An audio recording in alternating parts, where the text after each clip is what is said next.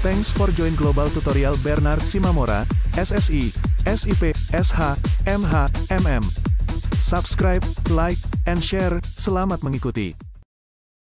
Mata kuliah, Administrasi Pertanahan. Topik ke-51 dari 80 topik.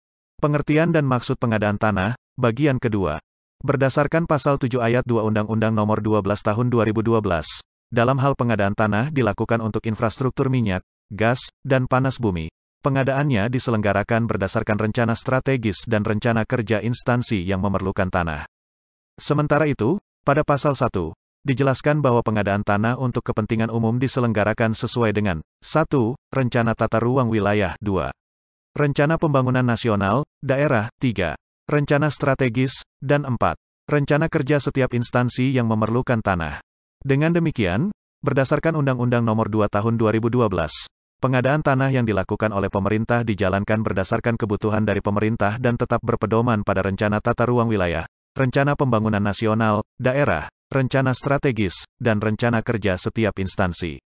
Secara lebih spesifik, pada pasal 10 Undang-Undang Nomor 2 Tahun 2012 ditegaskan bahwa pengadaan tanah oleh pemerintah diperuntukkan bagi pembangunan 1. Pertahanan dan keamanan nasional. 2. Jalan umum, jalan tol, terowongan, jalur kereta api, stasiun kereta api, dan fasilitas operasi kereta api. 3. Waduk, bendungan, bendung, irigasi, saluran air minum, saluran pembuangan air dan sanitasi, dan bangunan pengairan lainnya. 4. Pelabuhan, bandar udara, dan terminal. 5. Infrastruktur minyak, gas, dan panas bumi.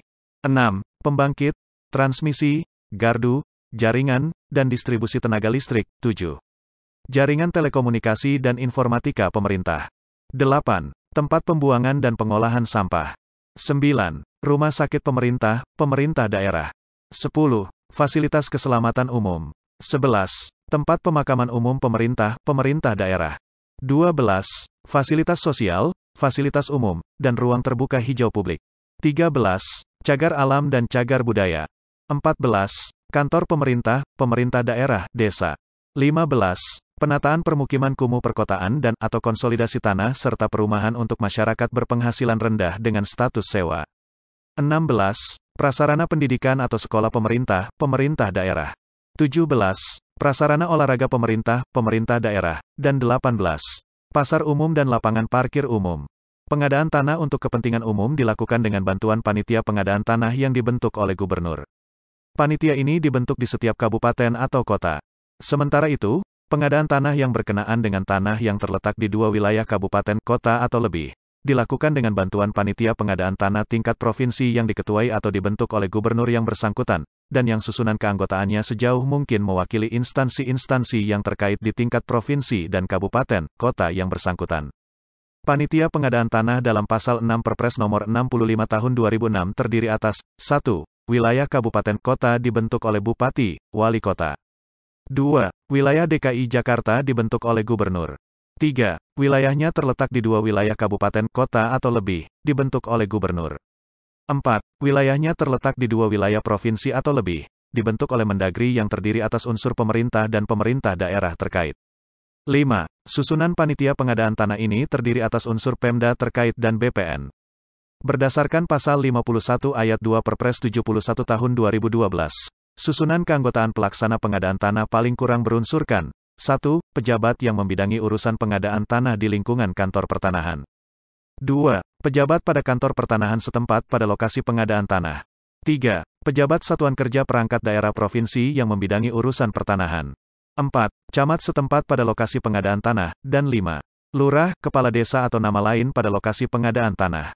Adapun tugas dari panitia pengadaan tanah tersebut dalam pasal 7 Perpres nomor 65 tahun 2006 sebagai berikut. 1. Mengadakan penelitian dan inventarisasi atas tanah, bangunan, tanaman, dan benda-benda lain yang ada kaitannya dengan tanah yang haknya akan dilepaskan atau diserahkan.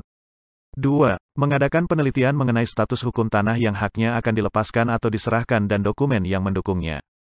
3. Menetapkan besarnya ganti rugi atas tanah yang haknya akan dilepaskan atau diserahkan.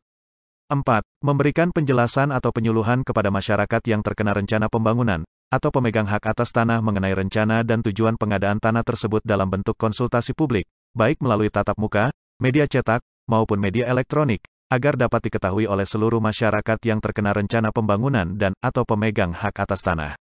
5. Mengadakan musyawarah dengan para pemegang hak atas tanah dan instansi pemerintah dan/atau pemerintah daerah yang memerlukan tanah dalam rangka menetapkan bentuk dan/atau besarnya ganti rugi. 6. Menyaksikan pelaksanaan penyerahan ganti rugi kepada para pemegang hak atas tanah, bangunan, tanaman, dan benda-benda lain yang ada di atas tanah. 7. Membuat berita acara pelepasan atau penyerahan hak atas tanah. 8. Mengadministrasikan dan mendokumentasikan semua berkas pengadaan tanah dan menyerahkan kepada pihak yang berkompeten. Faktor penting yang perlu dipertimbangkan dalam pengadaan tanah untuk kebutuhan proyek-proyek pembangunan sebagai berikut. 1. Pengadaan tanah untuk proyek pembangunan harus memenuhi syarat tata ruang dan tata guna tanah. 2. Penggunaan tanah tidak boleh melibatkan kerusakan atau pencemaran terhadap kelestarian alam dan lingkungan. 3. Penggunaan tanah tidak boleh mengakibatkan kerugian masyarakat dan kepentingan pembangunan. Dalam prosesnya, pengadaan tanah harus didahului oleh suatu musyawarah dalam arti suatu proses atau kegiatan saling mendengar, dengan sikap saling menerima pendapat dan keinginan, yang berdasarkan kesukarelaan antara pihak-pihak, dan untuk memperoleh kesepakatan mengenai bentuk dan besarnya ganti kerugian. Musyawarah di sini bukan berarti briefing, pengarahan, instruksi, ataupun pernyataan sepihak dari pihak yang akan membebaskan tanah tersebut. Akan tetapi, dalam musyawarah itu, semua pihak yang terlibat dalam pengadaan tanah, seperti pihak pembebas, pihak penjual, dan aparat pemerintah setempat, duduk bersama untuk mencapai kesepakatan, terutama mengenai bentuk dan besarnya ganti kerugian. Dengan demikian, tersirat adanya kesetaraan di antara pihak-pihak yang terlibat dalam pengadaan tanah sekaligus juga memberikan suatu jaminan adanya keadilan dalam penentuan ganti kerugian atas tanah yang dibebaskan. Ganti rugi adalah penggantian terhadap hak atas tanah, bangunan, tanaman, dan benda-benda lain yang berkaitan dengan tanah sebagai akibat pelepasan atau penyerahan hak atas tanah tersebut, sesuai dengan Perpres Nomor 65 Tahun 2006, Pasal 12. Ganti rugi dalam hal pengadaan tanah diberikan untuk 1. Hak atas tanah, 2. Bangunan, 3. Tanaman, 4. Benda-benda lain yang berkaitan dengan tanah. Berdasarkan Pasal 33 Perpres Nomor 65 Tahun 2006, penilaian besarnya nilai ganti kerugian oleh penilai dilakukan bidang per bidang tanah meliputi 1. Tanah, 2. Ruang atas tanah dan bawah tanah, 3.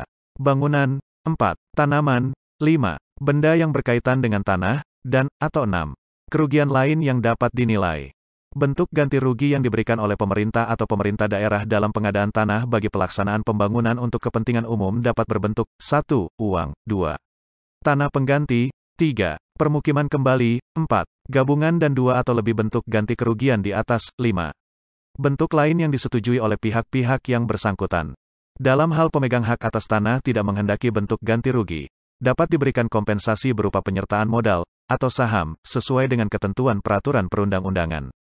Khusus terhadap tanah ulayat, sebagai penghargaan dari hak-hak komunal masyarakat adat, tidak mungkin diukur dengan sejumlah uang, tetapi suatu rekognisi yang dalam Perpres Nomor 36 Tahun 2005 ditekankan berupa pembangunan fasilitas umum atau bentuk lain yang bermanfaat bagi masyarakat setempat. Dasar dan cara perhitungan ganti kerugian ditetapkan atas dasar berikut. 1. Nilai jual objek pajak, NJOP, atau nilai nyata atau yang sebenarnya dengan memperhatikan nilai jual objek pajak tahun berjalan berdasarkan penilaian lembaga atau tim penilai harga tanah yang ditunjuk oleh panitia. 2. Nilai jual bangunan yang ditaksir oleh perangkat daerah yang bertanggung jawab di bidang bangunan. 3. Nilai jual tanaman yang ditaksir oleh perangkat daerah yang bertanggung jawab di bidang pertanian. Faktor penting yang perlu dipertimbangkan dalam pengadaan tanah untuk kebutuhan proyek-proyek pembangunan sebagai berikut. 1. Pengadaan tanah untuk proyek pembangunan harus memenuhi syarat tata ruang dan tata guna tanah. 2. Penggunaan tanah tidak boleh melibatkan kerusakan atau pencemaran terhadap kelestarian alam dan lingkungan. 3. Penggunaan tanah tidak boleh mengakibatkan kerugian masyarakat dan kepentingan pembangunan. Demikianlah materi topik ke-51, Administrasi Pertanahan. Channel ini akan sangat membantu pemahaman mahasiswa yang sedang kuliah di berbagai perguruan tinggi, dan wawasan bagi masyarakat umum. Untuk pemahaman yang lebih baik, putar dan dengarkan video tutorial berulang-ulang. Subscribe dan like, agar Anda mendapatkan update tutorial lainnya. Bagikan juga link video ini, agar teman lain mendapatkan manfaat channel ini. Terima kasih. Sampai jumpa.